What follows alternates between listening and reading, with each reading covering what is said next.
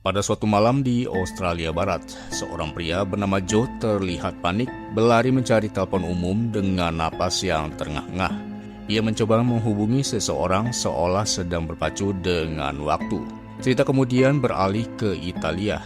Di sana, kita diperkenalkan dengan seorang ilmuwan mikrobiologi bernama Martin, seorang konsultan NASA di bidang epidemi. Di tengah kesibukannya, Martin menerima panggilan darurat dari NASA dan langsung dihubungkan oleh Joe. Dalam kondisi panik, Joe melaporkan bahwa sebuah tangki milik NASA telah terjatuh di wilayah Australia Barat, tepatnya di sebuah pemukiman bernama Ju.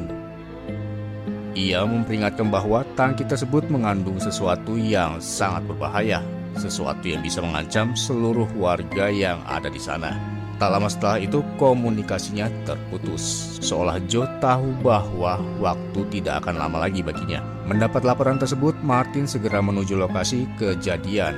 Ia bekerja sama dengan Robert dan Romano, dua petugas dari Departemen Pertahanan Amerika Serikat, untuk menyelidiki insiden ini. Setibanya di sana, tim Martin mengenakan pakaian hazmat dan memulai pencarian di tengah pemukiman yang sudah dipenuhi jasad tak bernyawa. Dari hasil penyelidikan, diketahui bahwa tangki tersebut berasal dari stasiun luar angkasa NASA bernama Skylab, sebuah fasilitas penelitian yang jatuh ke bumi setelah keluar dari orbit.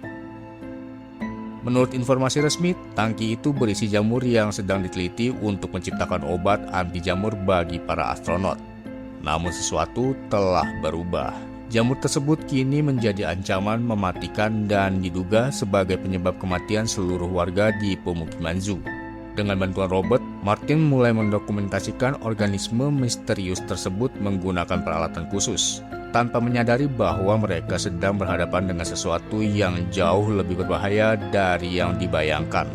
Tanpa disadari, saat berpindah ke lokasi lain, Martin menginjak sesuatu yang berbahaya, organisme misterius yang dikenal sebagai fungus. Meskipun ia mengenakan sepatu hazmat, organisme itu ternyata mampu menembus perlindungan tersebut. Perlahan, fungus mulai masuk ke dalam tubuh Martin melalui kulit kakinya. Namun Martin sama sekali tidak menyadari hal itu. Tak lama kemudian, timnya menemukan sesosok mayat warga dengan kondisi yang sangat mengenaskan. Tubuhnya tampak hancur, diduga akibat infeksi mematikan dari organisme tersebut. Setelah melakukan pemeriksaan, Martin mengambil sampel dari tubuh korban untuk diteliti lebih lanjut. Di tengah situasi yang semakin mencekam ini, fungus terus menyebar di dalam tubuh Martin dan diam-diam menginfeksi jaringan tubuhnya tanpa ia sadari. Tak lama setelah meninggalkan lokasi, kondisi Martin tiba-tiba memburuk.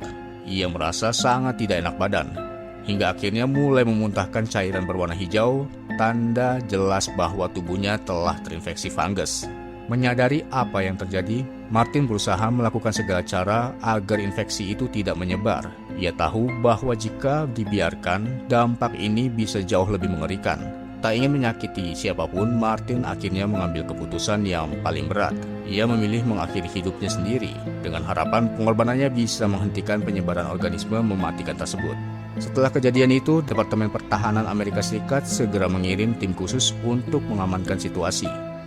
Seluruh area pemukiman Zu pun dibumi hanguskan demi memastikan tidak ada lagi jejak penyebaran yang tersisa. Sementara itu, sampel fungus berhasil diamankan. Organisme tersebut kemudian dibawa ke sebuah fasilitas rahasia milik Departemen Pertahanan di Kansas. Di sana, sampel itu disegel dengan pengamanan tingkat tinggi dan seluruh informasi terkaitnya dirahasiakan dari publik. Bertahun-tahun kemudian, pemerintah akhirnya menjual fasilitas penyimpanan sampel tersebut. Setelah dibeli oleh sebuah perusahaan swasta, tempat itu pun direnovasi dan diubah menjadi gudang penyimpanan barang pribadi milik warga sipil. Sejak saat itu, fasilitas tersebut berganti nama menjadi Existence Storage atau yang dikenal sebagai ISS dan mulai beroperasi selama 24 jam penuh. Cerita kemudian memperkenalkan seorang pria bernama Travis yang bekerja sebagai penjaga keamanan di ISS.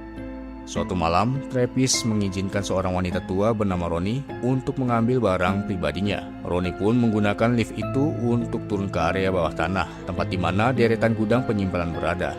Rupanya ISS memiliki banyak unit gudang yang disewakan kepada warga untuk menyimpan berbagai barang pribadi milik mereka. Saat berada di dalam gudangnya, Ronnie melihat foto mendiang suaminya. Dengan perasaan hancur, ia sempat berniat untuk mengakhiri hidupnya. Namun di detik terakhir, ia mengurungkan niat tersebut.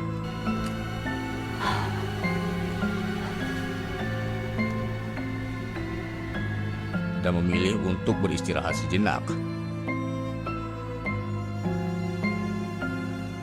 Di waktu yang sama, Travis berkenalan dengan sesama penjaga keamanan di ISS, seorang wanita bernama Naomi. Saat mereka sedang mengobrol, tiba-tiba terdengar suara alarm samar-samar dari balik dinding. Merasa penasaran, mereka pun mencoba mencari sumber suara tersebut. Setelah berdiskusi, Travis dan Naomi memutuskan untuk membongkar bagian dinding tersebut. Dan benar saja, di baliknya mereka menemukan sebuah perangkat alarm yang berbunyi karena adanya perubahan suhu ekstrim. Namun penemuan itu justru membuka sesuatu yang lebih besar. Mereka menyadari bahwa fasilitas ISS ternyata memiliki area bawah tanah tersembunyi yang terhubung dengan sebuah laboratorium rahasia.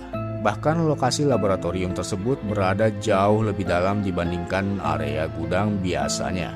Merasa situasinya mencurigakan, Travis sebenarnya ingin segera pergi dan tidak terlibat lebih jauh. Namun berbeda dengan Naomi, ia justru tertarik untuk masuk ke dalam laboratorium tersebut, menganggapnya sebagai petualangan dan cara untuk mengusirkan rasa bosannya. Karena Naomi terus memaksa, Travis pun akhirnya mengalah dan tanpa menyadari bahaya yang menantinya. Mereka berdua mulai berjalan menuju laboratorium rahasia itu. Di tengah perjalanannya, mereka menemukan beberapa pakaian hazmat yang tergantung rapih, namun karena merasa tidak akan ada ancaman di area tersebut, Travis dan Naomi memilih untuk tidak mengenakannya. Tanpa perlindungan, mereka pun melanjutkan perjalanan dan menuruni tangga yang sangat panjang, bahkan puluhan meter ke bawah, demi mencapai lokasi laboratorium tersebut. Setelah sampai, mereka menyusuri lorong gelap hingga menemukan sebuah ruangan yang tampaknya hanya boleh dimasuki oleh personel tertentu. Namun rasa penasaran mengalahkan kewaspadaan mereka. Travis dan Naomi akhirnya masuk ke dalam ruangan tersebut dan menemukan sesuatu yang sangat mengerikan. Sekumpulan tikus dengan tubuh berlumuran cairan hijau bergerak liar di dalamnya. Yang lebih mengejutkan lagi, tikus-tikus ini saling memakan satu sama lain. Travis pun terdiam, tak habis pikir dengan apa yang ia lihat. Namun yang tidak mereka sadari, gerombolan tikus itu telah terinfeksi. Tak lama kemudian, Naomi mengintip ke ruangan lain yang ternyata merupakan inti dari laboratorium tersebut. Ia menyadari sesuatu yang janggal. Pintu laboratorium terasa panas saat disentuh. Padahal suhu yang di dalamnya justru sangat dingin. Merasa ada yang tidak beres, Travis dan Naomi akhirnya memutuskan untuk meninggalkan tempat itu. Di waktu yang sama, muncul seorang pria bernama Mike yang berada di depan fasilitas ISS. Ternyata Mike adalah mantan kekasih Naomi yang datang untuk mencarinya. Saat hendak masuk, Mike membuka bagasi mobilnya untuk memeriksa kondisi kucing peliharaannya yang sebelumnya telah mati. Namun sesuatu yang tak terduga terjadi pada kucing tersebut. Kucing itu tiba-tiba hidup kembali, bukan sebagai makhluk biasa, melainkan sudah terinfeksi oleh organisme mematikan tersebut. Saat mencoba melarikan diri dari Mike, kucing itu justru melakukan sesuatu yang mengerikan. Dalam sekejap, tubuhnya meledak dari dalam.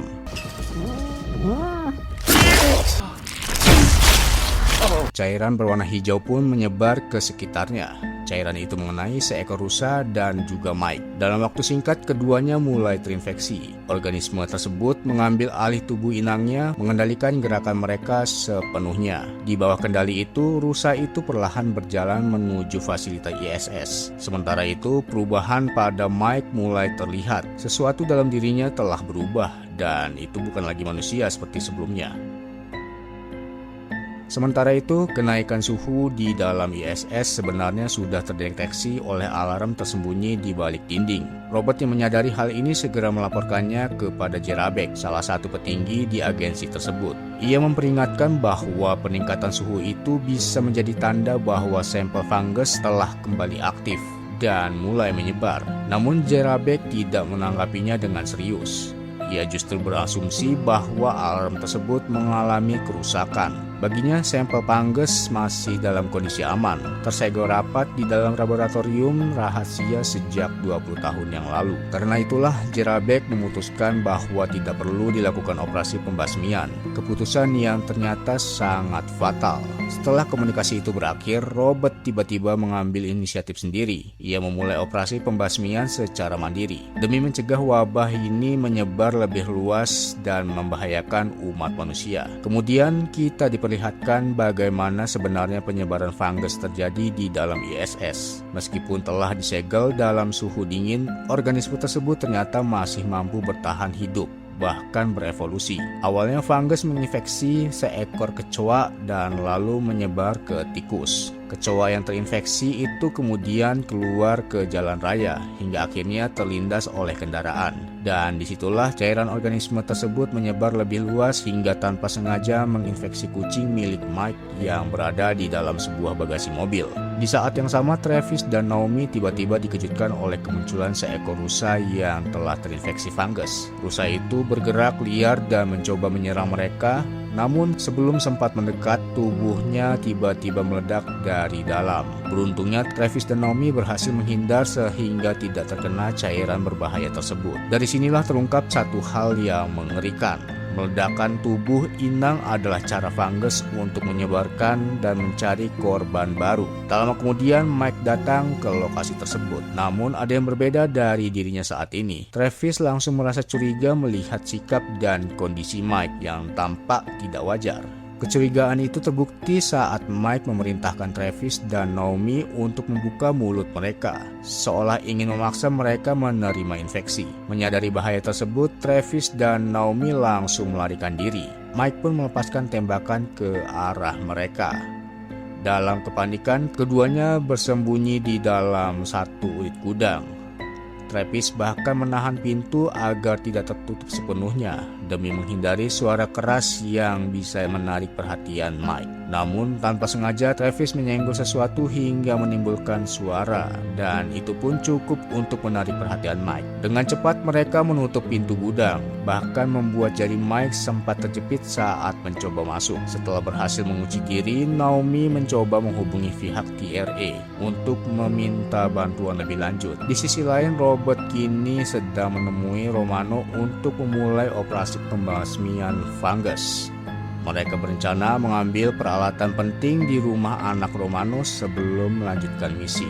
Di tengah perjalanan, Robert dihubungi oleh Abigail, seorang staf yang selama ini membantu merahasiakan operasi tersebut. Berkat bantuan Abigail, Robert akhirnya berhasil terhubung dengan Naomi dan mulai mengetahui bahwa penyebaran fungus di ISS sudah berada di luar kendali. Robert kemudian memerintahkan Naomi dan Travis untuk tetap bersembunyi hingga ia tiba di lokasi. Ia juga tegas melarang mereka menghubungi siapapun demi mencegah penyebaran fungus semakin luas. Sebelum menutup komunikasi, Robert berjanji akan sampai di ISS dalam waktu kurang dari 1 jam. Dan kini Travis dan Naomi memulai menyadari bahwa Mike telah mengalami perubahan baik secara fisik maupun perilaku akibat infeksi fungus. Mulai saat itu, makhluk hidup yang telah terinfeksi pun bisa disebut sebagai zombie. Sementara itu, Robert mengambil peralatan khusus pemusnah fungus di gudang rumah anak Romano. Setelah itu, Romano memutuskan untuk tidak ikut kembali ke ISS, meninggalkan Robert untuk melanjutkan misi seorang diri. Di sisi lain, Naomi dan Travis tiba-tiba mendengar suara gaduh dari luar ISS. Ternyata suara tersebut berasal dari sekelompok geng motor yang dibawa oleh Griffin, manajer ISS sekaligus atasan Travis. Mereka datang untuk mengambil beberapa unit TV yang tersimpan di dalam gudang itu. Dari kejauhan, Travis dan Naomi diam-diam memperhatikan Mike yang bergerak menuju gudang tempat Griffin berada. Sesampainya di sana, Mike langsung menyemburkan cairan fungus ke arah 3 anggota geng yang berada di dalam gudang tersebut. Situasi pun langsung berubah menjadi kacau. Tak lama kemudian, Travis dan Naomi kembali menjadi target. Mereka berusaha sekuat tenaga menghindari serangan Mike yang semakin brutal. Di saat genting itu, tiba-tiba Ronnie muncul. Dengan sigap, ia menembak kepala Mike, namun teror itu belum berakhir. Beberapa detik setelah tertembak, tubuh Mike justru meledak dari dalam, menyebarkan ancaman baru ke sekitar mereka. Beruntung Travis, Naomi, dan Ronnie berhasil menghindari cairan mematikan tersebut. Melihat situasi yang semakin berbahaya, Travis segera menyuruh Ronnie untuk melarikan diri terlebih dahulu. Sebelum pergi, nenek itu menyerahkan pistol kepada Travis sebagai satu-satunya harapan untuk bertahan hidup. Tak lama kemudian, Griffin dan kelompoknya kembali ke gudang untuk mengambil sisa TV 4K yang ada di dalamnya. Dengan pistol di tangannya, Griffin mengancam Travis agar tidak melakukan hal yang macam-macam. Dari situlah terungkap bahwa TV 4K tersebut ternyata merupakan barang hasil penyelundupan. Griffin kemudian memerintahkan Travis untuk membuka koper gudang dan ia mengancam akan menembakkannya jika menolak. Namun Travis tetap bersikeras menolaknya. Ia berusaha memperingatkan bahwa ada zombie di dalam gudang tersebut. Sayangnya Griffin tidak percaya. Ia tetap memaksa untuk membuka pintu itu. Di saat itulah Naomi tiba-tiba melakukan serangan kejutan. Kesempatan itu dimanfaatkan Travis dan Naomi untuk melarikan diri dari Griffin. Sementara itu, salah satu anggota Griffin yang terjebak di dalam gudang berusaha memberikan kunci melalui celah pintu. Akhirnya, Griffin berhasil membuka gembok tersebut dan tanpa menyadari apa yang menunggunya di dalam. Saat pintu terbuka, Griffin akhirnya berhadapan dengan teman-temannya sendiri yang kini berubah menjadi zombie. Di waktu yang sama, Travis dan Naomi akhirnya bertemu dengan Robert yang baru saja tiba di ESS. Berkat bantuan Abigail, Robert memastikan bahwa Travis dan Naomi belum terinfeksi fungus. Dan tanpa membuang waktu, mereka pun bergabung dalam operasi yang dipimpin oleh Robert. Saat memberikan pengarahan, Robert memperlihatkan alat pemusnah fungus, sebuah bom radioaktif dengan daya ledak yang bisa diatur. Tujuannya adalah untuk meminimalisir dampak dengan meledakan bom tersebut tepat di dekat sumber utama, yaitu laboratorium tempat sampel fungus disimpan, puluhan meter di bawah tanah. Atas perintah Robert, Travis dan Naomi ditugaskan untuk membawa bom tersebut ke lokasi target, lengkap dengan mengenakan pakaian hazmat. Sementara itu, Robert berusaha mengamankan area luar dengan merusak ban semua kendaraan yang terparkir di depan ISS, agar tidak ada yang bisa melarikan diri dan menyebarkan infeksi lebih jauh.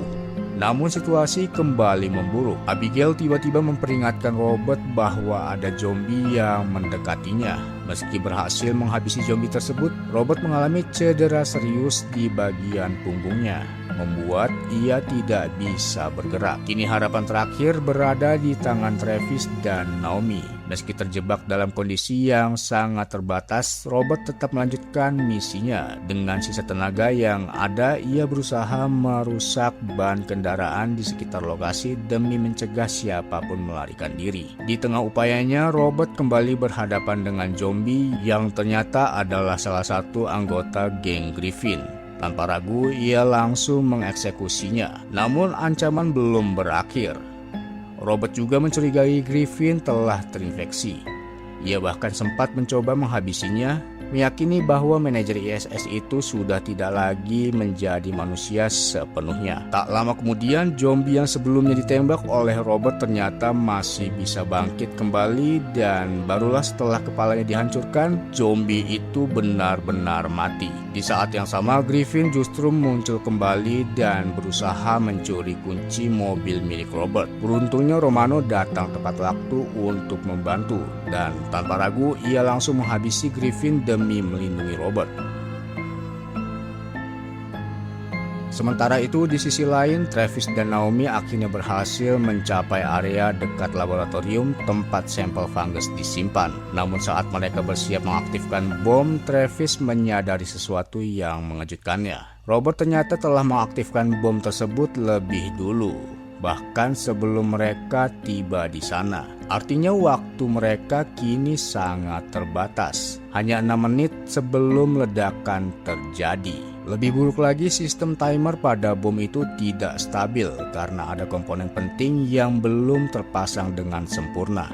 Artinya waktu mereka bisa habis kapan saja. Dengan sisa tenaga, Naomi dan Travis pun berlari keluar dari bangunan ISS, tepat sebelum semuanya terlambat. Di luar, Romano sempat bersiap mengeksekusi mereka.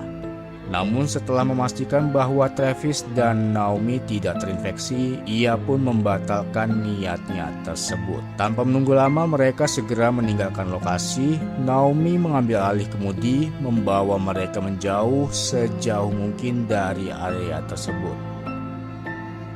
Dan kemudian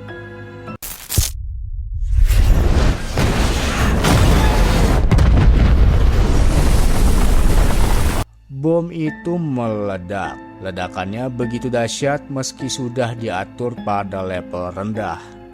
Radiusnya tetap mencapai puluhan meter dan menghancurkan seluruh area ISS tanpa tersisa. Peristiwa itu menjadi sorotan besar di media, terutama karena terjadinya di wilayah Kansas. Berita tentang ledakan misterius itu sampai ke telinga Robert yang kini sedang dirawat di rumah sakit. Diketahui Robert telah pensiun dari agensi, sementara Jerabek sibuk menutupi kebenaran di balik insiden tersebut. Tak lama kemudian, Abigail datang menjenguk Robert dan membawa bingkisan sebagai bentuk kepedulian dan rasa hormat atas pengorbanannya. Di sisi lain, Travis kini berkumpul bersama Naomi dan putri kecilnya yang ternyata adalah anak dari Mike. Sejak kejadian itu, hubungan Travis dan Naomi pun menjadi semakin dekat dan kemungkinan ancaman fungus telah dimusnahkan seluruhnya. Namun cerita belum sepenuhnya berakhir.